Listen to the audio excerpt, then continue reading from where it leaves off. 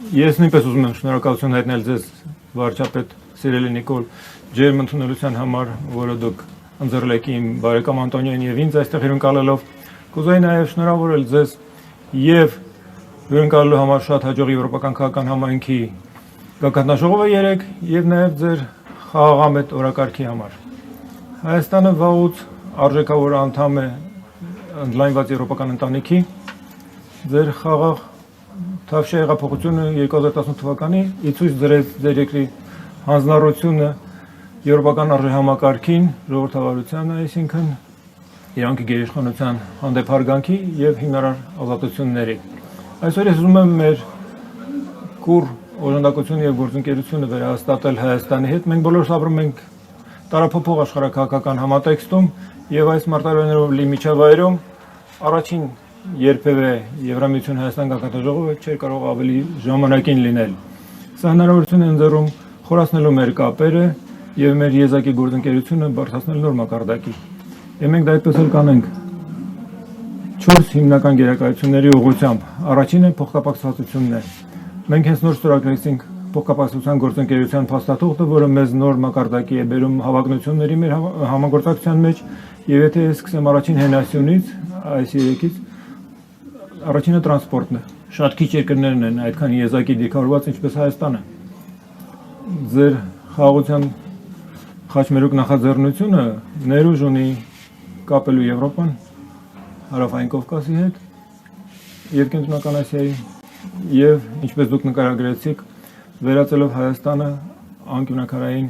տրանսպորտային հանգույցի։ Մենք արդեն պատրաստ ենք աշխատել սահմանակետերը վերականգնելու, վերակառուցելու, երբ ձեր հարևան երկրների հետ սահմանահատումները բացվեն։ Մենք գիտենք, թե ինչքան կարևոր է Հայաստանի համար կուռ ինտեգրվել ռեգիոնալ տրանսպորտային ցանցերի մեջ, եւ ահա թե ինչու մենք կսատարենք ձեր ինտեգրումը անկյունակարային տրանսպորտային ցանցերի մեջ, ինչպես օրինակ Անդր Տրանսկասպիան տրանսպորտային միջանցքը, որը ռազմավարական կարևորություն ունի նաեւ Եվրոպայի համար, ինչպես նաև հաշվի առնելով աճող առևտրաշրջանառությունը մեր երկու տարածաշրջանների միջև։ Ահա թե ինչու այսօր մենք բարձր մակարդակի երկխոսություն ենք մեկնարկում տրանսպորտի շուրջ։ Տրանսպորտի եւ տրանսպորտային ցանցերը շարժիչ ուժն են նպաստելով մրցակցությանը։ Երկրորդ հենասյուն, ինչպես դուք ասացիք, էներգետիկան է։ Հայաստանի արագ զարգացումը արևային էներգետիկայի նշանակալի է։ Դա հստակ նշան է ձեր նվիրմանը Հայաստանի էներգետիկ խառնուրդը դիվերսիֆիկացնելու եւ գերագույն կարեւորություն ունի, եթե մենք նայենք օրինակ էներգետիկ ճգնաժամին, որի մենք բոլորս այժմ բախվում ենք, մենք սատարում ենք նախագծերը խթանելու ձեր էներգետիկ անվտանգությունը, մասնավորապես հաշվի առնելով թանկարժեք վերականգնվող ռեսուրսները, որոնք դուք նկարագրեցիք։ Սա արդեն ներառնում է 25 միլիոն եվրոյի Կովկասյան էլեկտրահաղորդակցության ցանցի եւ էներգետիկ կուտակիչների կառուցմանը, ապահովելու ձեր մատակարարման անվտանգությունը։ Երրորդ հենասյունը թվանշայինը Հայաստանը ապշեցուցիչ նոր ծագող ԱԲ եւ ինժեներական էկոհամակարգ ունի։ Սա ուժեղ կողմ է եւ մենք ուզում ենք հենվելով դրա վրա կառուցել ավելին։ Մենք միասին վերհանել ենք Միլայն ընտրանի նախագծերի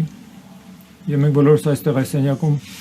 ականատես ենք եղել ստորագրմանը մի քանի մտադրության նամակների առաջատար ընկերությունների հետ հայաստանյան եւ մենք խրախուսում ենք եվրոպական ընկերությունների ներդրումներ անել այստեղ,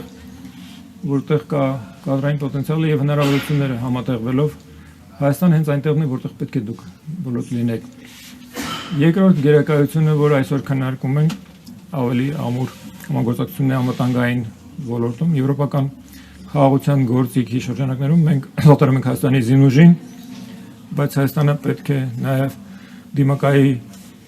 հիբրիդ սպառնալիքներին, միջամտություններին, ինֆորմացիոն դաշտի մանիպուլյացիաներին եվրոպական մեր գործընկերությունը ձեզ նպաստել է դեմն առնելու այդ հիբրիդ սպառնալիքների եւ ապատերկացման մի բան բացարձակապես հստակ է։ Միակ լեգիտիմ աղբյուրը իշխանության այս երկրում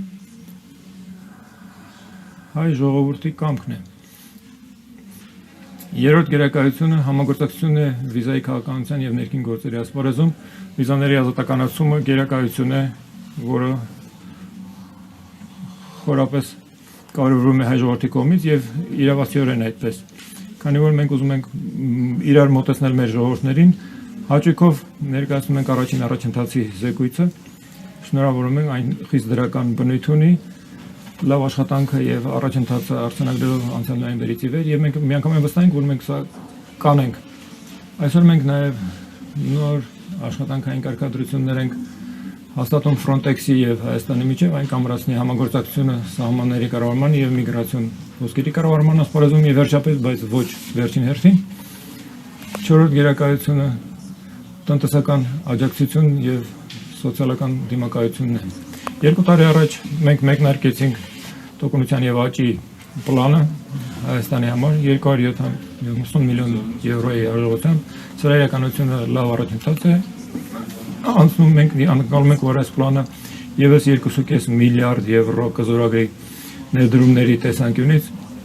ցածրում ենք հայկական բիզնեսներին, օգնելով նրանց նորարարության զբաղվել, նոր շուկաներ ոտնակոխել եւ աճել, եւ ներդրումներ ենք անում հմտությունների եւ զբաղվածության ասպարեզում, ինչպես նաեւ ականազերծման ասպարեզում, որը անվտանգության եւ ապահովության համար կենսական է